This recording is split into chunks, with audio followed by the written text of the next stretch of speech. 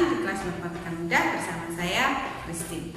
Kali ini kita akan membahas tentang bilangan bulat. Materi ini adalah rangkuman dari materi yang telah kalian pelajari di bab pertama kelas 7 tahun ini. Bagaimana memahami materi bilangan bulat? Materi bilangan bulat dapat kita bagi menjadi 5 subbab. Bab pertama yaitu mengenal bilangan bulat. Yang kedua, mengurutkan bilangan bulat. Yang ketiga, menjumlahkan dan mengurangkan bilangan bulat. Yang keempat, mengalihkan dan membagi bilangan bulat. Dan yang kelima, kita akan membahas tentang akar dan pangkat dari bilangan bulat. Bilangan bulat terdiri dari semua bilangan positif, semua bilangan negatif, dan 0. Jika digambarkan di garis bilangan, maka bentuknya akan seperti ini. Setelah memahami tentang pengertian bilangan bulat, yaitu seluruh bilangan asli, seluruh bilangan negatif, dan 0, maka saatnya kalian bisa membandingkan mana bilangan bulat yang lebih besar dan mana bilangan bulat yang lebih kecil. Ketika kita menggambar garis bilangan tadi, kalian bisa memperhatikan bahwa semakin ke kanan bilangannya akan semakin besar. Jadi antara 2 dan 5 mana yang lebih besar? 5. Kenapa? Karena 5 terletak di sebelah kanan 2. Antara negatif 5 dan 3 mana yang lebih besar? 3. Karena 3 terletak di sebelah kanan negatif 5. Antara negatif 7 dan negatif 5 mana yang lebih besar? Negatif 5. Karena negatif 5 ada di sebelah kanan negatif 7. Dengan demikian kalian tidak keliru bagaimana menentukan mana yang lebih besar dan mana yang lebih kecil.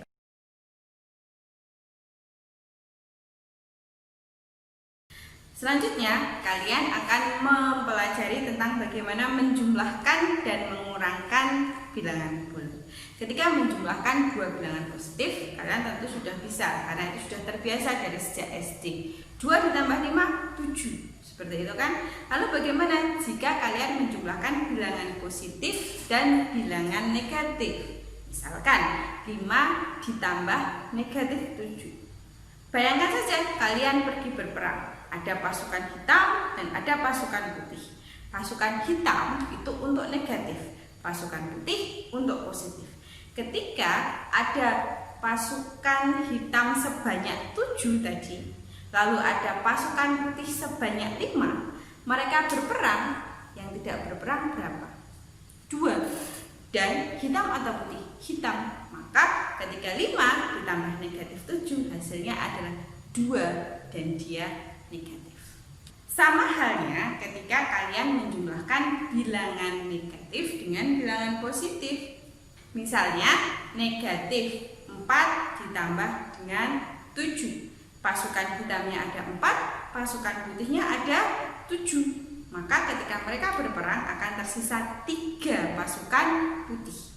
Negatif 4 ditambah 7 hasilnya adalah 3 positif. Jika kalian menjumlahkan antara bilangan negatif dengan bilangan negatif. Ketika menjumlahkan bilangan negatif dengan bilangan negatif, maka seluruhnya adalah pasukan hitam. Negatif 5 ditambah negatif 7, ya 12 hitam.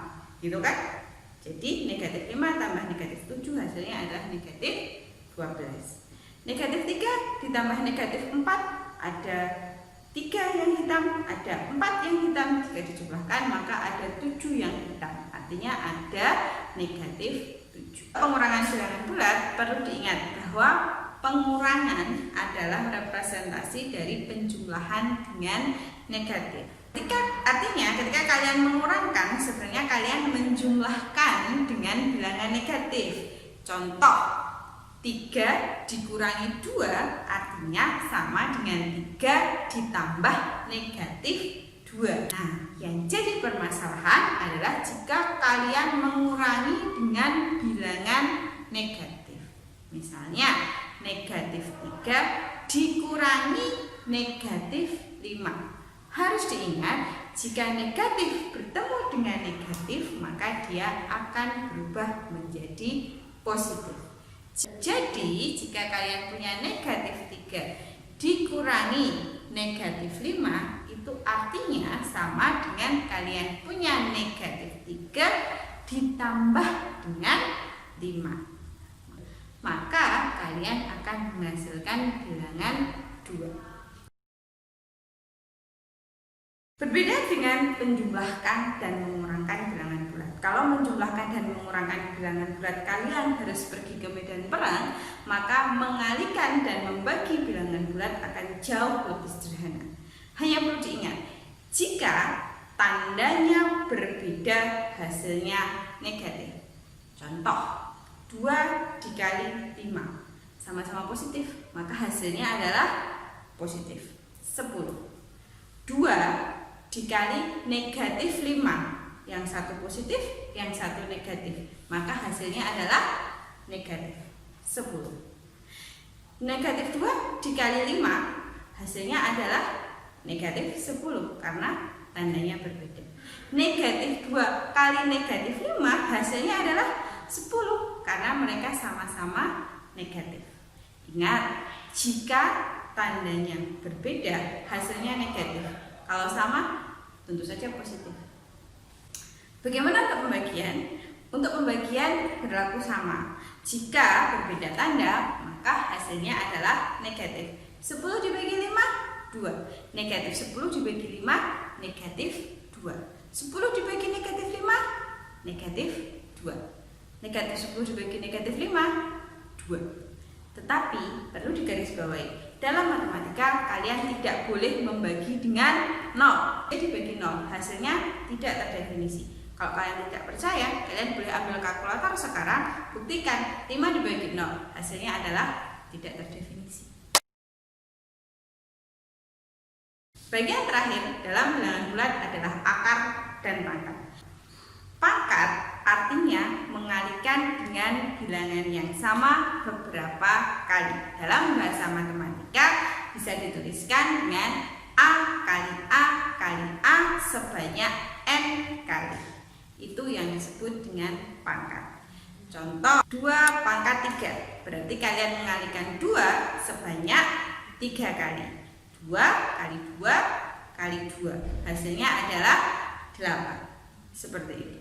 Kalau kita menyebut kuadrat, itu artinya kita mengalihkannya 2 kali dengan bilangan yang sama. Misalkan 6 kuadrat, artinya 6 pangkat 2. Artinya 6 kali 6, hasilnya 36. Kebalikan dari pangkat adalah akar. Akar dari 36 adalah 6. Akar dari 49 adalah 7, karena 7 kali 7 adalah 49. Nah, bagaimana dengan akar pangkat 3? Mengalihkan 2 sebanyak 3 kali, maka hasilnya adalah 8. Maka akar pangkat 3 dari 8 adalah 2. Contoh lain, akar pangkat 3 dari 125, maka hasilnya adalah 5. Karena 5 kali 5 kali 5 hasilnya adalah 125. Demikian juga berlaku untuk akar-akar yang lain. Jadi bagaimana? Cukup mudah kan? Itu semua adalah dasar-dasar yang harus kalian kuasai ketika kalian belajar bilangan bulat. Untuk mempelajari bilangan bulat lebih lanjut, kalian perlu membaca lagi materi tentang bilangan bulat, mempelajari lagi materi tentang bilangan bulat, atau jika perlu kalian melihat video lain tentang bilangan bulat ditambah dengan pengayaannya. Sekian dari saya, Billahi taufiq wal hidayah. Wassalamualaikum warahmatullahi wabarakatuh.